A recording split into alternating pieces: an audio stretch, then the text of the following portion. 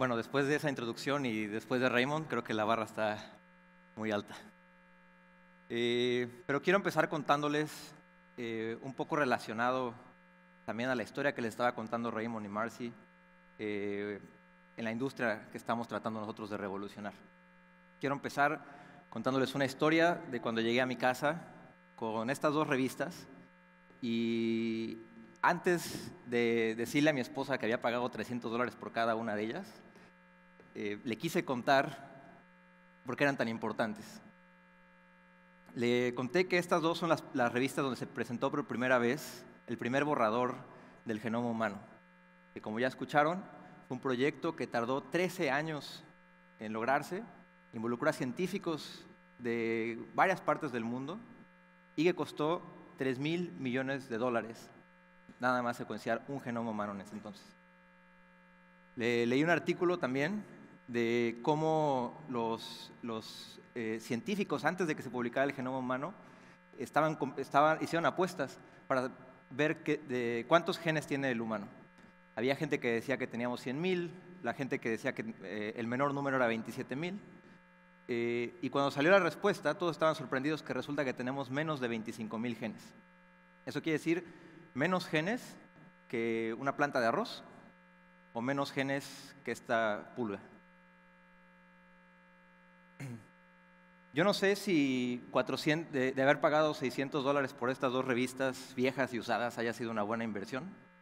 Sí sé que la inversión que hicieron varios científicos y varios países de 13 años y de $3,000 millones ha sido una inversión tan grande, con retornos tan altos, que son difíciles de cuantificar. ¿Qué puede ser más poderoso que entender el código que nos hace ser? El genoma humano, como ya saben, como ya les dijeron, es nuestro código.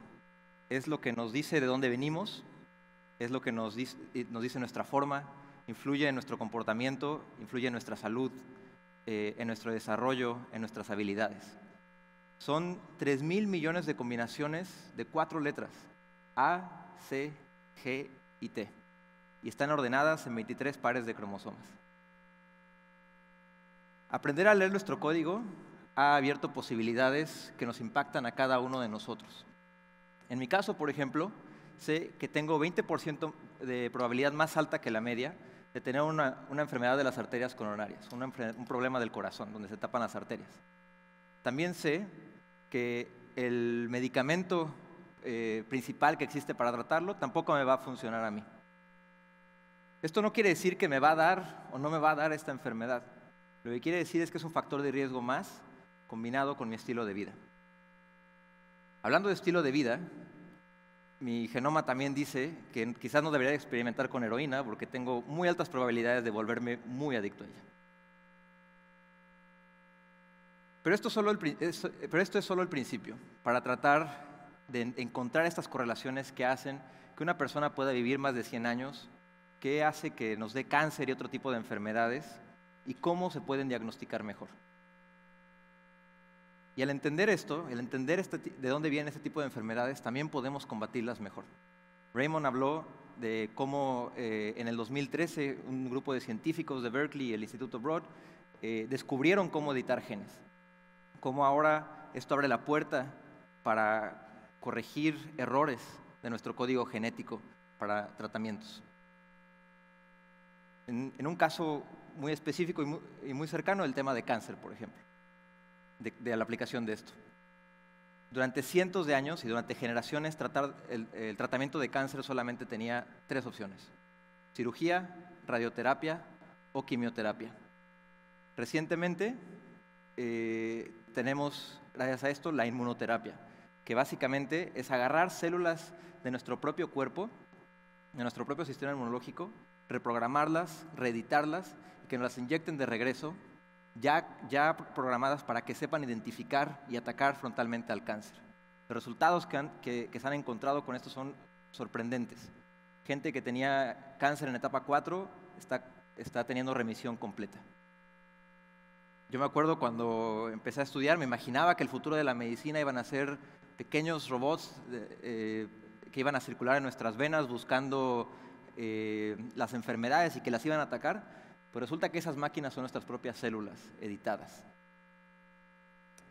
Y ahora que sabemos leer y editar el genoma humano, lo que sigue es escribirlo desde cero. El año pasado, un grupo de científicos crearon por primera vez un organismo vivo sintético que pudiera alimentarse, que pudiera reproducirse, que pudiera desarrollarse. Lo trataron de hacer con la menor cantidad de genes necesarios para la vida, para tomarlo como base para seguir construyendo organismos cada vez más complejos. Encontraron que se requieren alrededor de 473 genes para que este organismo pueda desarrollarse. Lo interesante es que de esos 473, aproximadamente 140 o 150 no tienen la menor idea qué es lo que hacen, pero saben que si quitan uno, el organismo no vive. Es como si los ingenieros que hacen nuestros aviones no saben para qué sirve el 30% de las piezas del avión, pero saben que si le quitan una, el avión se va a caer. También, por otro lado, hay un consorcio y un grupo de universidades que se están juntando que está buscando cómo podemos escribir genes más largos, incluso cromosomas o órganos desde cero que sean resistentes a bacterias, resistentes a virus, o incluso poder crear también, escribir desde cero nuevos organismos que no existen hoy en día. Estamos llegando a un punto donde la limitante ya no es tecnológica, sino de los límites de nuestra imaginación.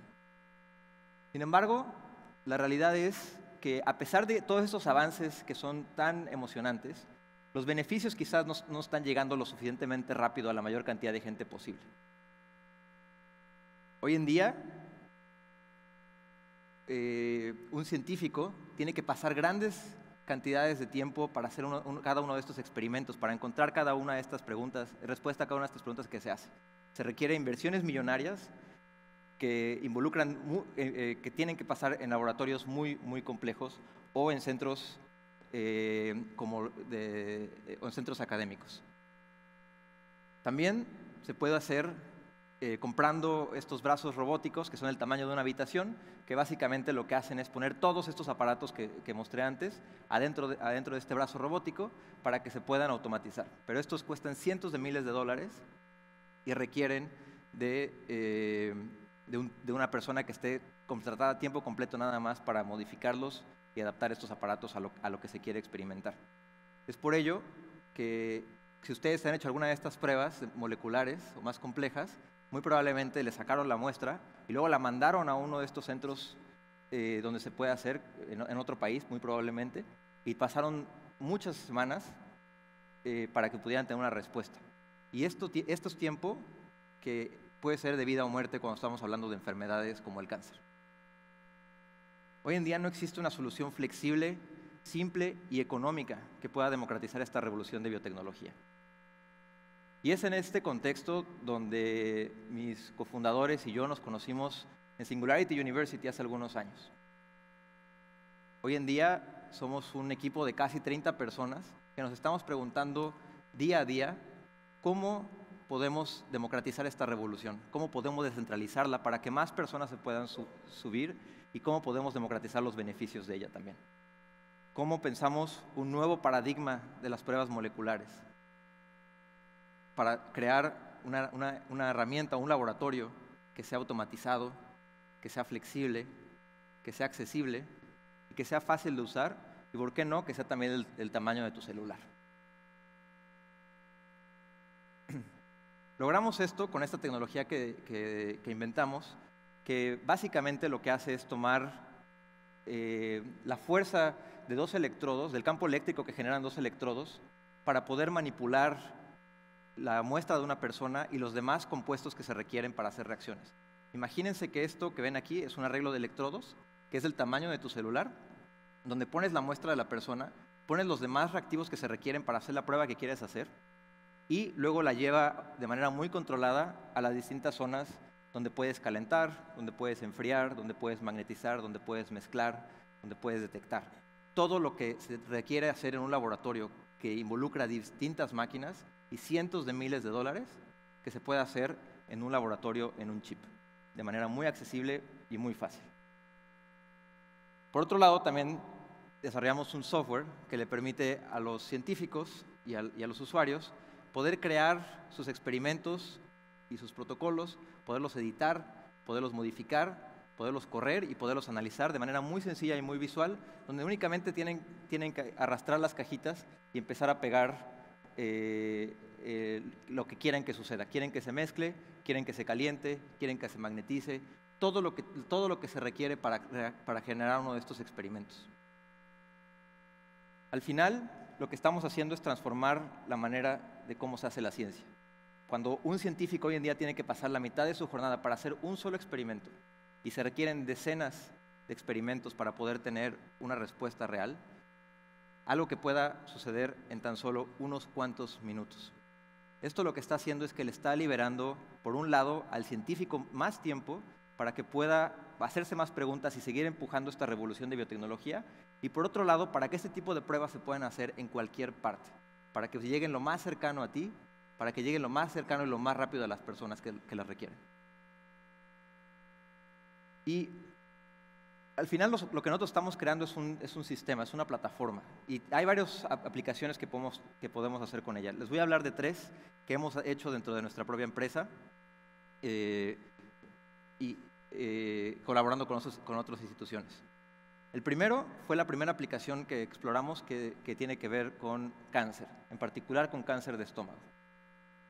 Y es algo que lo quisimos hacer porque el cáncer de estómago es el segundo cáncer más mortal de México y de Latinoamérica, porque la supervivencia de cáncer de estómago cuando se detecta en etapa 3 o 4 es prácticamente de 0, y porque detectar cáncer de estómago en 1950 o en el 2018 es igual. Tienes que tener síntomas, tienes que ponerte en la fila de que te hagan una endoscopía, te tienen que meter un tubo y una cámara por la garganta y tienen que ver si encuentran algo extraño, alguien tiene que analizar todas esas imágenes. Y pueden pasar mucho tiempo también, desde que tienes los síntomas hasta que te hagan la endoscopía, o también se pueden ir cuando las lesiones son muy pequeñas, en etapas muy tempranas, ¿no? que no las vean los técnicos. Estuvimos en Chile, donde las endoscopías son un servicio público, pero la lista de espera de endoscopías, si vives fuera de Santiago, puede ser hasta de 6 meses. Si tú tienes realmente un cáncer de estómago en etapa 1, para cuando llegues a la lista de espera, cuando llegues a hacerte la endoscopía, ya quizás ese cáncer ya avanzó a una parte donde ya no es reversible. Hicimos esto en 3 países. Trabajamos con instituciones hospitales donde gente que estaba en la lista de espera de la endoscopía, que tenía síntomas de cáncer, quisimos ver con una muestra de sangre quiénes deberían de acelerarse para que les hicieran la endoscopía lo más rápido posible, para ver si efectivamente tenían cáncer de estómago. Y los resultados fueron bastante buenos. Con un 80% de certezas pudimos identificar cáncer incluso en las etapas más tempranas, cuando se le va más fácil a los técnicos. Y lo reproducimos esto en tres distintos países. Otra aplicación tiene que ver más con el monitoreo constante de lo que nos está pasando. Y Raymond habló un poco de eso, de cómo podemos detectar las enfermedades, no en etapa 2 o en etapa 1, sino en etapa 0. Y este es un experimento que hice en mí mismo, donde monitoreamos 4 biomarcadores de mi sangre que pueden decir daño al corazón, daño a los músculos, daño al hígado y niveles de glóbulos rojos. Aquí pueden ver 5 semanas de mi vida y los niveles de estos biomarcadores. ¿Vieron lo que ven en el eje de las Y's? Mientras más alto esté, quiere decir que no está expresado, es decir, quiere decir que prácticamente está ausente este biomarcador en mi cuerpo, y mientras más abajo esté en el eje de las Y's, quiere decir que está presente. La primera semana y la segunda semana los niveles fueron bastante constantes, no pasó mucho, pero la tercera semana un amigo me invita a hacer CrossFit, y no sé si saben qué es CrossFit, pero es muy intenso. Y cuando me volví a hacer el estudio, vi que me había destrozado el corazón y los músculos de mi cuerpo. Y no nada más lo sentía, pero sí, vi el reflejo. Bueno, yo sentía el dolor de mis músculos, no de mi corazón, pero vi el reflejo también en mis biomarcadores. Obviamente eso me dio la excusa perfecta para nunca regresar a CrossFit y poder regresar mis niveles a lo normal. Esto es 5 semanas de mi vida, del día a día. Imagínense que pudiéramos monitorearnos constantemente y que podamos identificar cómo cambia nuestro cuerpo a nivel molecular mucho antes de que esto se convierta en una enfermedad, muchísimo antes de que tengamos la primera seña de un síntoma. Esto puede, obviamente, revolucionar a la salud. Y por otro lado, una tercera aplicación que les quiero contar es el tema del secuenciamiento de genoma en general, para leer el código genético. Como Raymond decía, ya está bajando de precio dramáticamente. Hoy en día ya estamos abajo de $1,000. Sin embargo, si ven secuenciar, no es nada más, es una parte de un proceso mucho más grande. Secuenciar en esta gráfica es la parte roja, que sí está cayendo de precio dramáticamente, pero hay otros componentes que se requieren que se están convirtiendo en cuello de botella, como la extracción de la muestra y la preparación de la muestra, que es la parte de arriba, o el análisis, que es la parte de abajo. Y nosotros, hoy en día, y de hecho la primera aplicación comercial con la que vamos a lanzar muy pronto, es en resolver este primer cuello de botella, con el objetivo de poder acelerar que más gente se pueda secuenciar en cualquier parte del mundo.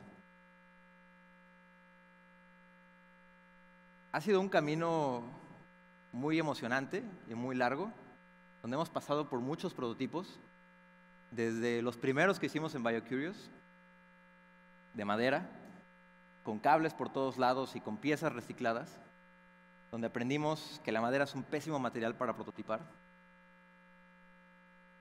los que hicimos impresos en 3D, o los que ya están hoy en laboratorios de algunos de nuestros colaboradores, buscando nuevos medicamentos y otras pruebas. También seguimos tratando de empujar nuestra tecnología, de empujar los límites de nuestra tecnología. No es nada más automatizar, no es nada más simplificar estos experimentos, pero también cómo los hacemos más inteligentes y cómo hacemos que sean todavía mejores los experimentos, que los resultados sean mejor que lo que un humano puede hacer hoy en día. Hicimos un experimento interno donde le dijimos a 3 de nuestros mejores científicos que trataran de optimizar una prueba en particular para preparación de la muestra para secuenciamiento, y luego lo hicimos con nuestros algoritmos, que ha aprendido de todas las pruebas que hemos hecho y cuáles son los mejores resultados que tenemos. Entonces aquí pueden ver el arreglo de electrodos que les enseñé en un video hace rato, y cómo los científicos encontraron la respuesta de cómo deberían de moverse o de mezclarse las distintas reacciones y las muestras.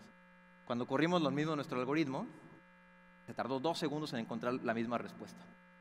Obviamente, lo primero que me dijo un científico, siento que estoy haciendo un trabajo que me va a dejar a mí sin trabajo después.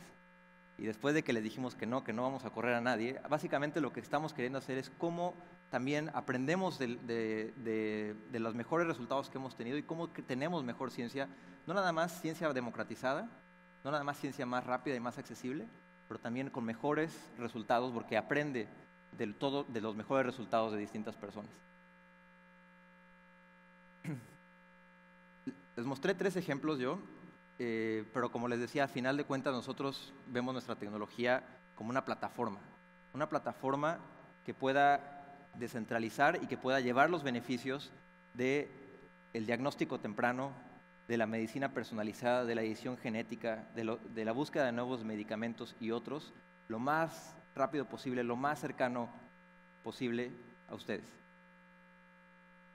Queremos ir muy rápido, pero también responsablemente. Queremos acelerar esta revolución, acompañar esta revolución a todas las instituciones, a todos los hospitales, a todos los científicos que se están haciendo estas preguntas, cómo la están empujando. Y queremos, junto con muchas otras empresas y avances tecnológicos que estamos viendo, que esta revolución llegue a la mayor cantidad de gente, en el menor tiempo posible, para que ciencia de muy alta calidad se pueda hacer en cualquier parte, y para que pruebas más accesibles, más económicas y más fáciles de hacer sean una constante y la norma para todas las personas y en todas partes. Muchas gracias.